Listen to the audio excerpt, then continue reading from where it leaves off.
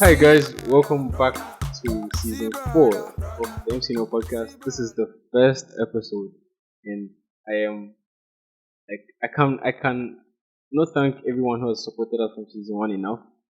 4 seasons in, 4 years in, and you guys are still riding with us. You're going hard with us, and all I need to say is a big thank you to all of you because I couldn't have done this without you. I couldn't have done this without the team behind me, all the guys who have supported us throughout the years. I am honestly grateful to everyone. And so for season 4, we're going to start with the bang. I've brought like one of the coolest people I've come across in the music space. I've brought like he's almost like the fashionista, if I should put it that way. Like you never catch this guy slacking when it comes to his dressing, his sense. No, you never catch him slacking, and he transfers that same energy to the DJing. He has been DJing for the longest time. He was a DJ like almost 6 or 7 years before I became a DJ, and he's still going hard, and he's not even slowing down, not showing no signs of slowing down. And I feel like he deserves his flowers, and it's only right that I start season 4 with him. Welcome, DJ Mike Smith. Yes, sir.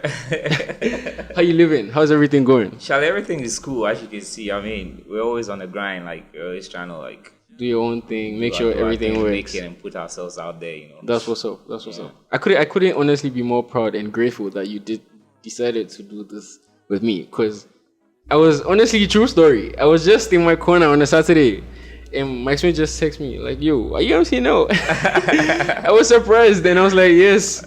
For the longest time, I needed to talk to you, but then I've not been able to. Yeah. I mean, it's God's plan, if you ask me. Yeah. I mean, God it had to happen. Yeah. So let's start the conversation. Who's Mike Smith? What can I say? Mike Smith is a hustler. Okay. Who grew up in the suburbs of Usu, like in the ghetto part of Usu. Oh, I mean, that's where I grew up. Yeah, I speak Ghana very well. Oh, I'm also a Ghana. Yeah, That's know. Nice. So, and then, I mean, growing up in Osu, one would wonder what you become when you grow up. I mean, True. It was a bit rough at that time. So, I mean, God came through for me and gave me this talent. An amazing talent, I tell you that, because you polished it, you made sure that you've owned whatever you've done, and you made it work for you. So, as for that, I'd give you the flowers for that. Yeah. So. When it comes to DJing, at what age did you start DJing? Like, when did it all start for you? It all started in 2009. Okay. I mean, I was on the streets. I mean, I was just hustling. Making things work. Making moves, trying to eat and everything, you know. And then my passion for music actually took me to the DJing field. Okay. If I should say so. I mean, I love music. Have you always liked music? Yeah, I used to rap and sing back in school. Rap? Yeah. I don't think anyone knew that. Yeah, that was what I started with. I used to sing. Okay. You know, I was in the choir. I was the entertainment prefect of my school at that time. Okay. You know, so I was just doing a lot. Wait, were you like the regular church boy growing up? Yeah, choir type thing? Part of my growing up was at the church house. Oh wow, that's nice. So I learned how to play a bit of the keyboard, the guitar, and the drums. Okay. You know, so yeah, that's actually what's led to this. Yeah. To me becoming like a DJ. You know. Okay. Yeah. That's impressive. I didn't know that. Yeah, a lot of people don't know this. Yeah, that's surprising.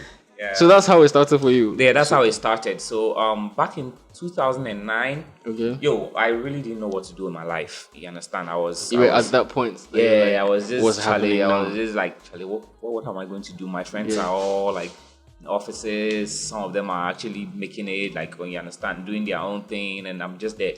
You know, so I started like linking up with people. You know, so I used to work for Guinness.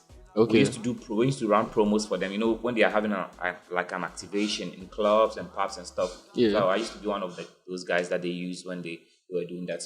So through that, I met a lot of cool people. I mean, who were in the entertainment space. Yeah. So I just spoke to them, and then, I mean, I expressed my love for music. Music, and then everything that comes with it. So when the chance came, they called me up. One of them called me up saying, "Oh, I have a job for you, but it can only be a DJ. If you can DJ, then I'll give you a job." I didn't know anything about it. But you took it. I mean, that's the hustler mentality. Yeah, I took it. That's the hustler. Yeah, I actually took it. I took it because I didn't have anything going on for me at that time. So you'd rather do that so than I not took do it, anything. and then they put me on a graveyard shift. It was a radio station. Okay. So just like that, Just radio. like that, and then Oh wow. the station was fresh at that time, so it was YFM. So, Okay. Yes. But was it known as YFM then? Yeah. Oh wow. That's how I started. Yeah. Like just but like the dial that. was different. I think it was 107.7 at that time. Oh okay. Yeah. Okay. So like just like that. Yeah, just like that. First DJ thing, first DJ job. So they gave me a graveyard. Yeah. At that time, it was the last show on the station was Jeremy. At that time, Jeremy and Kes. So I came in after them, like the graveyard shift. Yeah. So like 10 p.m. type throughout. thing. Yeah, 10 p.m. Like 2 play music till like 5 a.m. till the next show. Next show. Okay. Yeah. So that's what I did. So actually, that's why I learned everything. Everything. Everything I do now. Yeah. In terms of DJing, that's where I learned it from. So I was determined. Because actually, I was like, I can't fail. Yeah. Because already I don't really have anything going on with me. So I'd rather, why would I fail? Like I don't have to fail. I have to go hard, and make it happen. That's honestly impressive. Yeah. Because now in our current times, if you tell anyone on radio to play late hours, they are most likely going to be like, but nobody's listening. Yeah. So I won't take it. Facts though, but that's what built me. That's what made me Mike Smith. Because of because it's very flexible. The graveyard shift is actually very flexible. You can try your hands on things like you're not trying to scratch. Like there's that room. There's that room. Like nobody's like trying to control what you're doing around that time. So it's actually very flexible. You get a chance to do whatever you want to do, and learn what you want to learn. That's cool. Yeah. That's very cool. Yeah. We are having the conversation, but then I'm also getting an insight into the kind of person you are. Because just from this brief what you told me about how you started, it's safe to say that you are a go-getter. Like once you see that something is going to work out for you, you go for it. Yeah, that's how it has been for me since. I mean, my friends know, those who really know me. Like they go like, you're a go-getter. I mean, whatever you want, you get it. Yeah.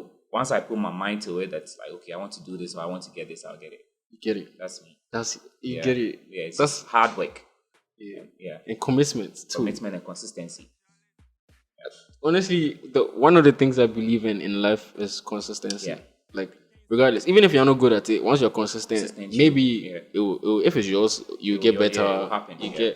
So from there, from graveyard, from being on radio, where did that graduate to for you? So let me tell you a funny story. So throughout my time at YFM, I mean, I was there for like a year. I think I started late 2008, and then it came into 2009, and when they settled. So I was actually one of them, and then beside the program settled, I was still running the graveyards, and I was like a sub for other DJs. Okay. Like when like a DJ can't make it, I'm the guy that they called. Okay, Mike Smith, Charlie, tomorrow Kes can't make it, so just make yourself available. So I was like that. I was like a sub DJ, So something happened in 2009. Getting to 2010, I believe. So I was sick, and then I went to the hospital, and then they gave me a note saying that, I need rest. You had gone hard. So I took it to my boss, then my YFM, and then they were like, okay, I should stay home. But then prior to that, I have spoken to someone about playing at the club. Right. So the person called me that same day saying that, the club that you want to play at, the club owner wants to meet you tonight. So come over so we talk about it and then you start. But you weren't well. But I had to. I needed a job. Oh, okay. Yeah, I needed a job. So I actually took my bath and then Charlie. At that time, I only had like one jeans and then one Lacoste and then a sneaker. That's what I take everywhere. Right. The club, to work, everything. Okay. And people like, don't you have any other clothes apart from these? Like, I was going through it. It was life. You understand? So I went to the club to meet the owner. Okay, so it was Rockstone's office. That time, around 2010. Wow. So I went to meet Reggie Rockstone. That's a big thing then, because it was the way, like that's where the big guns were at the time. I mean, so you've had like big opportunities coming your way since. That's what I'm saying. With consistency, all these doors will open for you. Yeah, you understand? I mean, and when it's your time, it's your time. Nobody can stop you. You understand? When it's time for you to shine, nothing can stop it. That's true. You understand? So I went there to see Reggie. And unfortunately for me, my boss saw me there. Ooh. I was like, you're sick. Are you not sick? So what are you doing here? I tried to explain to him. I was like, okay, cool. So I finished everything. Reggie employed me that very night. And then I went to the following day. I got a call from work that, they They say you sick way, they can't see from cloud, so Charlie, so they sack you. Oh, Yeah, so I was like, wow. are you serious? I actually thought that was like the end for me. My career that I'm, Like I'm everything, starting and yeah. everything. Like, how is it going to be like? That's tough. You know, I was actually very sad. I called my mom and I told her about it, and she was like, don't worry, there are bigger things ahead. Like we Right. always say. So I took it. I took my L. And then I went home, and then I started preparing for the new, Job you are taking. Okay. So I started playing at Rockstones. Back then it was Big L and Amani. They were the DJs there. So I just started to learn under them. So like whenever I go to work, whenever they are playing, I'm right beside them. It got to a point I had to Charlie. My eye read. I wanted to make it, Yeah. because I've taken a first L. I can't take a second one.